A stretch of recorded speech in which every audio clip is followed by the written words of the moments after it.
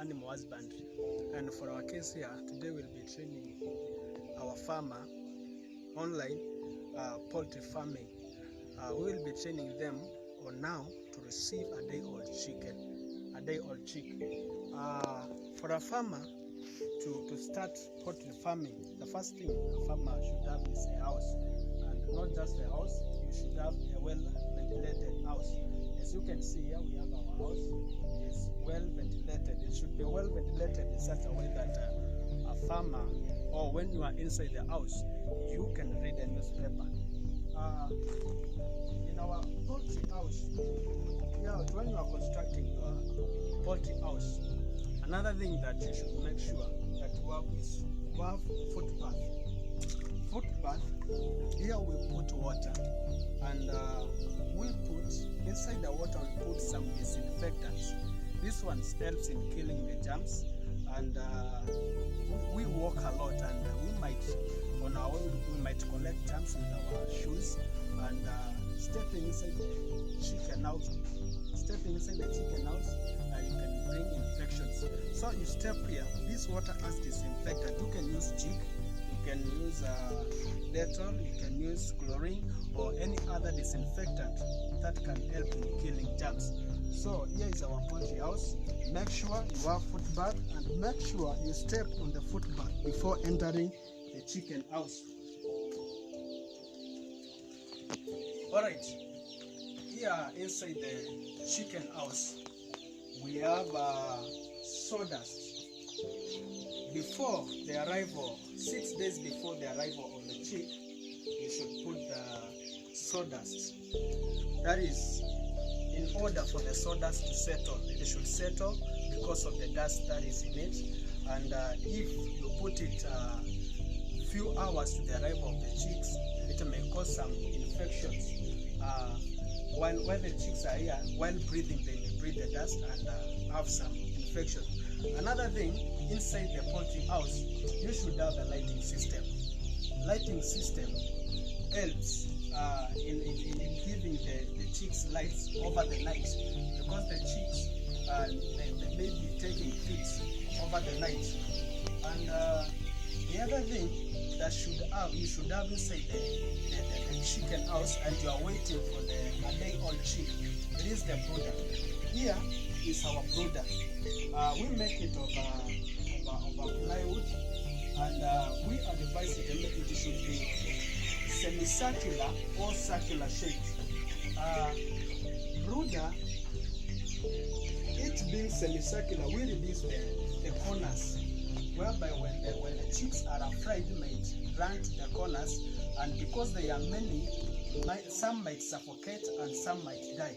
And also the brooder, it helps to reduce the distance covered by the chicks while taking feed intakes, and the water. Another thing, the brooder. The reason why you should have another reason why you should have the brooder is that your chick should not walk more than 3 meters in search of feed intake and in search of the water. So the brooder will have reduced the distance covered by the chick to take water. And another thing, the brooder helps to regulate the heat inside the brooder. The heat inside the brooder, because if it is, for in our case here, we have one pot which we are using as heat source. And now if you put your hand here, you can feel the heat inside the brooder because it is regulated. It is not moving far away from the brooder. In your brooder, inside the brooder, you should have sacks. Or you can use cartons. This one we are placing it here for the 1, 2, and 3. This one will help the chick, will prevent the chick from eating the sawdust.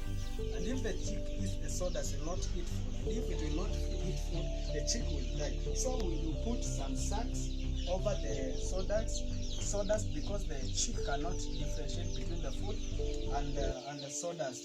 So in our case here, we have put the sacks. You can also use cartons. Bora tu ukuwa umefunika ile sawdust. Another thing that you should have is heat source. We've talked about the heat source. Here we have our heat source. Already it should be put there 3 hours before the arrival so that it may heat up the brooder. We also have feeders. In our case here, we've improvised. We have these trays. And in our case, if we have improvised basins. Taking that is these waterers or drinkers. This one it is where the chicks will be taking water from, and it is good and it is hygienic because the chicks will be stepping on it. It is covered with this lid. Okay, from there we will be starting our demonstrations, and we will be doing the things that should be done for the arrival of our chicks. Okay, at the arrival of the chicks they have traveled for long. The chicks have traveled for long, and they have lost some energy. So you should have glucose. You should have glucose. That is something that will help them to recover their energy. And in our case here, we have Chick Start. Chick Start, you can go to the Agrovet, you ask for Chick Start, they sell it there. It contains glucose, it contains amino acids and vitamins and essentials, and vitamin essential for minerals that provide the chick with energy. It also helps to combat dehydration.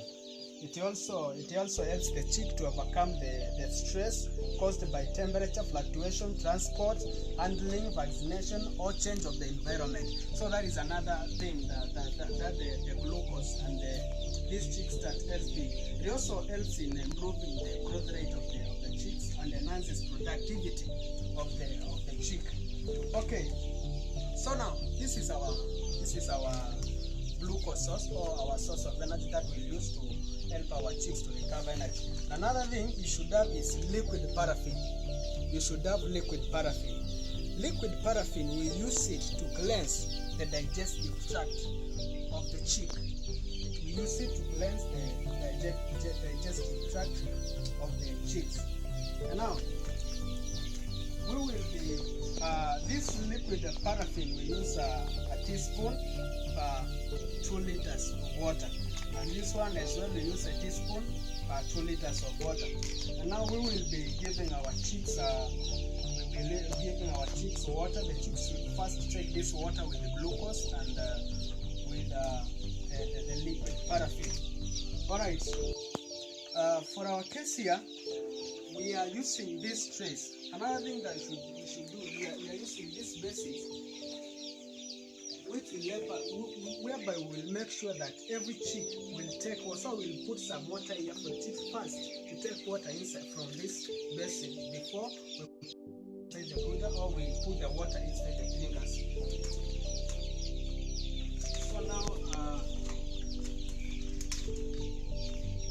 we want to put the Chick Start inside this water, and also liquid paraffin. Here is our Chick Start. Cut it so that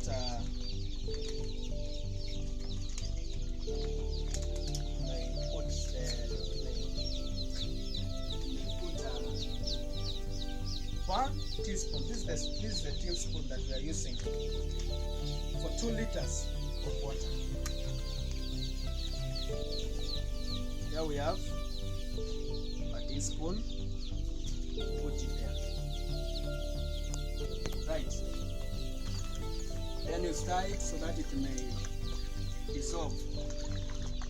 As you can see, my glucose, the Chick Start has dissolved in the water. Next thing, liquid paraffin. Still we mix it with water. 1 teaspoon for the 2 liters of water. So here's our liquid paraffin. I come closer to the water so that it will not pour down. So here is our teaspoon. Put it there, then you stir. and also it may dissolve the water.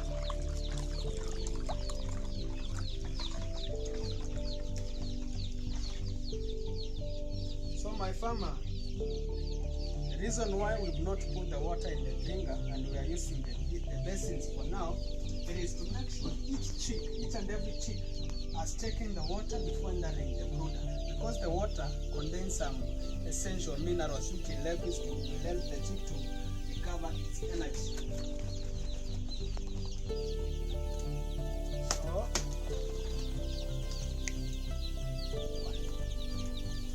let me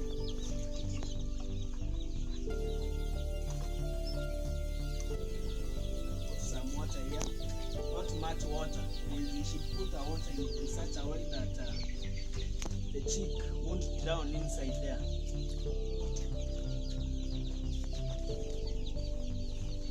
And it will comfortably take water. So now here are our chicks. We have 100 chicks. We have 100 chicks.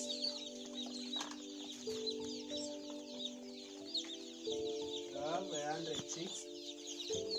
And we'll be giving them water. They are day old. So here is the first thing.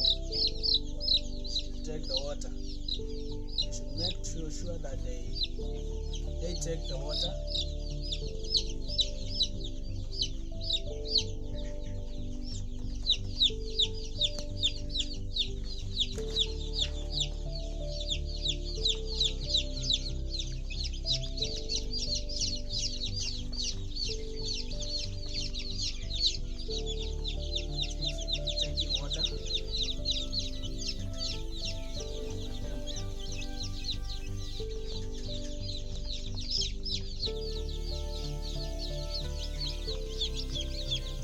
Now taking water, as you can see.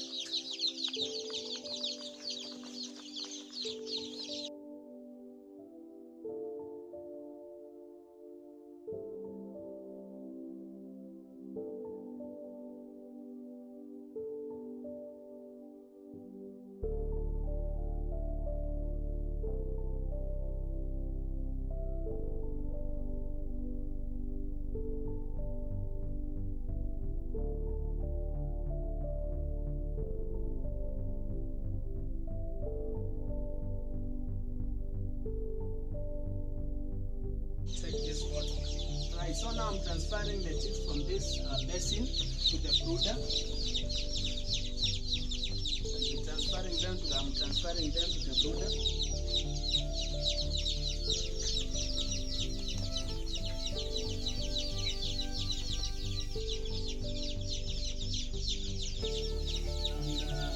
And we'll be taking now water from this end.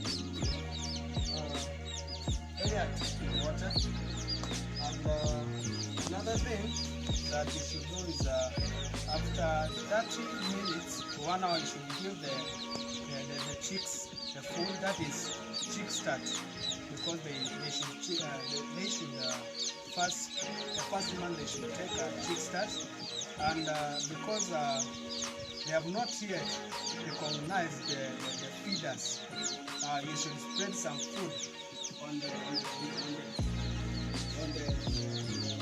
sacks here, so that then they take the sacks. Now my farmer, this is how they receive a day old chick.